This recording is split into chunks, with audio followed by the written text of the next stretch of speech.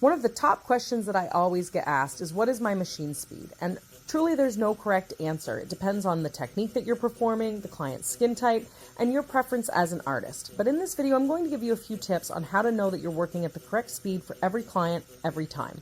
In this example, I'm working at an 8 speed, and I have a 3RL 0.35 millimeter diameter needle. And you're going to see that the dots are very close together. There's not much spacing to control the ink saturation as I work. So now I've turned my machine speed down to a 5, and you're going to see that there's a lot more space between each dot. This is going to help me not only control my color saturation better, but it's going to help me ensure that I have dots in the skin and not dashes.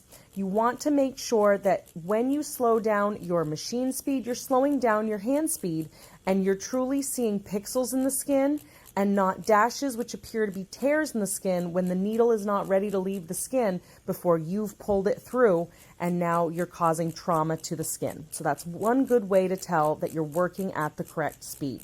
Now again, I'm working with a 3RL needle, so if you still feel like you're not able to control the color saturation, not able to control the precision, you can always switch to a different needle configuration. You can switch to a single needle or even a smaller needle diameter like a 0.25.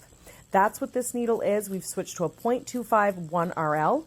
And again, I'm working at a speed of 5, but you can see in comparison to the left-hand side, the dots are again further spaced apart because there's less needles in the cartridge. And also the dots are smaller because the size of the needle is smaller than the previous cartridge. Now, again, we're working at a speed of 5, and let's talk about shading. How do you make sure that your shading blends seamlessly? You want to make sure that you're always shading 50% into the area that you've already tattooed and 50% into the area where there's no tattoo on the skin or latex. That's how you're going to avoid that very obvious area on the right-hand side where you can see that delineation where we stopped shading and started shading. That area is very obvious, and it's hard to blend unless you're swinging that needle half into where the pigment's already been implanted and half into that new area of skin to seamlessly blend the shading. Another great tip to help you control your precision is to start with whip shading before moving on to pendulum shading.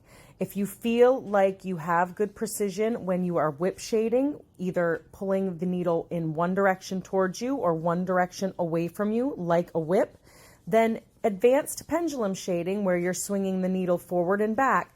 Because if you start pendulum shading and you find that your precision is not there, then you may need to back down to just regular whip shading and work a little slower to make sure that you're always shading in the area that you need. Now this video is sped up to double time, and you'll see I'm doing that pendulum shading at a speed of 9.